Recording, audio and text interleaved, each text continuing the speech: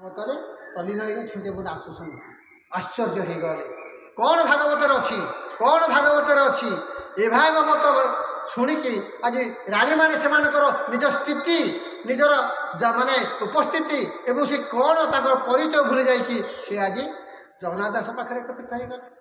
ରାଜା ଗୋଜା ଆଜ୍ଞା ଦେଖିଲା ପରେ ଯାହା ବୁଝିଲେ ବୁଝିଲେ, କଥାରେ ଅଛି ରାଜାଙ୍କ ଆଗକୁ ଯିବ ନାହିଁ କି ପଛର ଘୋଡ଼ାର ପଛକୁ ଯିବ ନାହିଁ। ଯଦି ରାଜାର ଆଗକୁ ଯିବ କେତେବେଳେ କ'ଣ କେଉଁଠି କରିଦେବେ, କେମିତି କ'ଣ ପକାଇଦେବେ ରାଜା ଜାଣନ୍ତି। ଘୋଡ଼ା ପଛରେ ଛିଡ଼ା ହେଲେ ଦୁଇଟା ନାତ ଆଜ୍ଞା ଖାଇବ। ତେଣୁ ରାଜାର ଆଗରେ ଛିଡ଼ା ହେବ ନାହିଁ କି ଘୋଡ଼ାର ପଛରେ ଛିଡ଼ା ହେବ ନାହିଁ।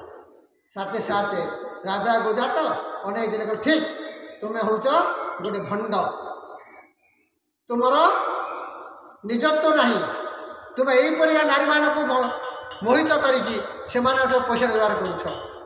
ଯେତେବେଳେ ତାଙ୍କର ପ୍ରକୃତିତ ହେଲେ, ଯେତେବେଳେ ତାଙ୍କର ପୂର୍ବାବସ୍ଥାକୁ ଫେରି ଆସିଛନ୍ତି, ରାଣୀମାନେ ପାଖେଇ ଯାଇଛନ୍ତି। ଜଗନ୍ନାଥ ଦାସ ଛିଡ଼ା ହେଇଛନ୍ତି, କହିଲେ ମହାରାଜ କ'ଣ କହୁଛ?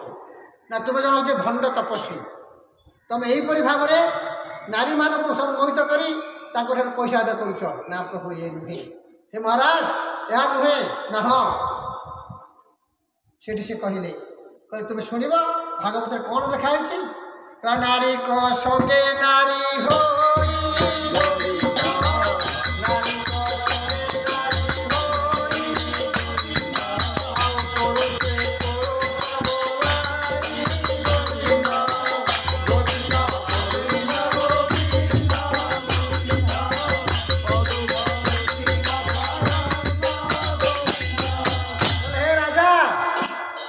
नारी संगे नारी, पुरुष संगे पुरुष, मोर निजर किसी स्थिति नहीं, मु निजे किए जानी नहीं।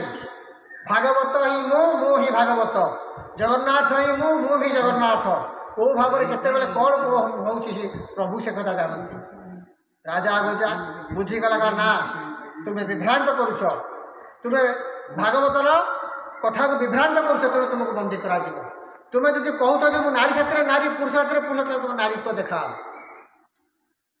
आज्ञा कौन करेंगे? दूत मान मध्यम जगन्नाथ दास को बंदी करागला एवं बंदीशाला रखी दिगला। तुम्हें काली देखब तुम नारी वेश। प्रभु कौन कहले? कहले अरे मो भक्तटा को या दंड देल। जगन्नाथ दास स्तुति करुँच, प्रभु तो माया तो